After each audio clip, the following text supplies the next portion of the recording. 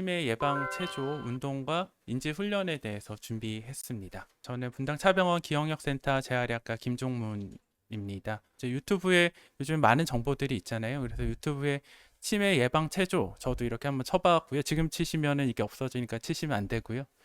치매 예방 체조라고 쳐봤더니 다양한 이제 항목들이 검색이 됐습니다. 예전에는 이제 좀 신빙성이 없을 만한 항목들만 검색이 됐는데 최근에는 꽤 신빙성이 있을 만한 국민건강보험공단 혹은 보훈병원, 보건복지부에서도 이제 치매 예방 체조에 대해서 올려두었고요. 치매협회에서도 올려두었고 혹은 기타 뭐 유튜버들도 되게 다양하게 치매 예방 체조를 올려두고 있습니다. 그런데 이제 이런 치매 예방 체조들에 대해서 이걸 왜 해야 되는지 어떤 원칙으로 이렇게 해야 되는지에 대해서 설명이 좀 자세히 나와 있지 않고요. 지금 보여드리는 화면은 이제 익숙하신 분들이 꽤 있으실 거라고 생각이 되는데 1998년도에 이제 이소라라는 슈퍼 모델이 당시 이제 다이어트 체조 비디오를 내놓아서 이제 선풍적인 인기를 끌었었고요. 저희 집에도 이제 하나 있었는데 이제 잘 맞으시는 분들도 있으셨을 텐데 해보고 결국에는 동일한 동작을 계속해서 한다는 게 생각보다 쉽지가 않고 본인한테 잘 맞지 않아서 하다가 그만두셨던 분들도 상당히 많은 것으로 알고 있습니다. 그래서 제가 이제 소개해 드릴 거는 이렇게 아주 구체적인 치매 예방 체조는 어떤 걸 해야 된다라는 것보다는 어떤 원칙을 통해서 해야 되는지에 대해서 설명을 드리려고 하고요. 본인한테 조금 더 잘 맞는 운동과 인지 재활 치료를 받으시는 게 중요하다고 생각을 합니다. 그래서 제가 말씀드릴 거는 WHO에서 인지 기능 저하를 막기 위해서 어떤 것들을 해야 되는지에 대해서 이제 가이드라인을 발표를 했는데요. 그동안 진행된 여러 가지 연구들을 종합해서 분석을 한 후에 가이드라인을 발표한 것이기 때문에 꽤나 신빙성이 높다고 볼 수 있습니다. 일단은 운동에 관해서 권장 사항이 운동은 정상 성인의 인지 기능 저하를 줄이기 위해서 권장되어야 합니다라고 말을 하고요. 근거의 질을 보통이라고 적어놨는데 보통이면 뭐 별로 높지 않은 거 아니야? 이렇게 생각하실 수도 있는데 이제 저는 재활의학과의 입장에서 보면은 재활의학과에서는 근거의 질이 보통까지 가는 게 거의 없습니다. 이렇게 되는 이유는 예를 들어 이제 운동이 정말 효과가 있는지 없는지를 보기 위해서 이제 운동 치료를 한 사람과 운동 치료를 하지 않은 사람을 선정을 해야 되는데 실상 운동을 하지 말라고 하기는 힘들죠. 사람이 그냥 움직이는 거 뭐 걸어 다니고 숨 쉬는 것도 어떻게 보면 운동이니까요. 그래서 치료 효과가 잘 나오기가 아주 어렵습니다. 그래서 가이드라인에 근거의질 보통 나오면 이거 꼭 해야 됩니다. 그래서 이거 방송을 보고 계신 이제 정상 성인인 분들은 인지 기능 저하를 줄이기 위해서 운동을 꼭 해야 된다. 이렇게 생각하시면 되고요. 경도인지 장애가 있으신 성인들은 운동하는 게 효과가 있느냐? 이것도 효과가 있습니다. 근거의 질이 조금 낮기는 하지만 충분히 효과가 있어서 하시는 것이 훨씬 더 좋습니다. 그래서 운동은 그럼 어떤 걸 해야 되느냐를 생각을 해보면 기본적으로는 이제 유산소 운동을 하시는 게 도움이 되고요. 유산소 운동은 뭐 걷기, 자전거, 이제 춤추는 것도 도움이 되고 뭐 물속에서 운동하시는 거 모두 도움이 되고요.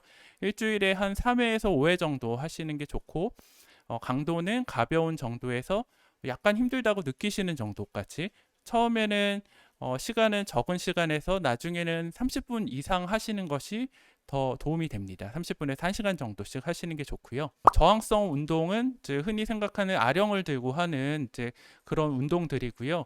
저항성 운동에 대해서는 실은 치매 이외에 다양한 노인성 질환에서 최근에 이슈가 많이 되고 있고요. 예전에는 이제 의사들이 나이 많이 드셨으니까 운동 쉬엄쉬엄 하시고 다치지 않게 하세요. 이렇게 말씀을 드리는 경우가 많았는데 최근에는 연구를 계속 해보다 보니까 하실 수 있으면 조금 세게 하시는 게 좋습니다. 이렇게 이제 말씀을 드리거든요. 이제 물론 하시다가 다치면 큰일 나기 때문에 그거는 이제 조심해서 적절한 강도를 정해야 하지만 가능하면 조금 세게 하시는 게 좋다는 연구 결과들이 많이 나오고 있습니다. 그래서 운동은 뭐 맨몸 운동 혹은 기구 운동, 벽이나 의자를 이용한 운동들을 하실 수 있고요. 일주일에 한 2회 이상 해보시면 좋고 가벼운 정도에서 그리고 가능하다면 힘든 정도까지 해보시면 좋습니다. 처음에는 한 번에 뭐 예를 들어 아령을 든다고 하면 10회에서 15회 정도가 가능한 정도까지의 무게를 시작으로 해서 그게 한 3사이클 정도 가능할 정도까지를 시작으로 해서 점차 무게를 늘려나가시는 걸 추천드리고요. 그 이외에 균형 운동이나 혹은 스트레칭 같은 것들도 해보시면 좋다고 되어 있습니다. 운동 강도가 아까 전에 제가 뭐 좀 쉬운 정도에서 약간 힘든 정도 이렇게 되게 주관적으로 말씀을 드렸잖아요. 그래서 운동 강도를 어느 정도로 해야 되느냐에 대해서 이제 궁금하신 분들이 많으실 것 같아서 이제 어느 정도가 중등도다 이렇게 이야기 정의를 해주고 있고요. 보통은 이렇게 우리가 속보 이제 빠른 산책 걸음을 막 걸을 때 지속적으로 대화가 가능한 정도, 조금 힘들지만 지속적으로 대화가 가능한 정도가 중등도 정도에 해당을 하고요. 이제 나이에 따라서 심박수가 어느 정도 정해져 있습니다. 그래서 220에서 나이를 빼고 뭐 곱하기 65에서 75% 정도가 이제 중등도에 해당을 하고 60세 기준으론 대략 104회에서 120회 정도입니다. 여기서 이제 나이가 점점 들수록 이제 조금씩 줄어들겠죠. 그래서 어느 정도 감안을 해서 맥박수를 기준으로 중등도 운동 강도를 선택을 하시면 되고요. 느끼는 정도는 약간 힘들다, 내가 걷다가 약간 땀이 난다, 이 정도가 중등도에 해당을 하고요. 걸음거리는 10분에 한 1000보 정도 걸으면 중등도라고 생각하시면 되겠습니다.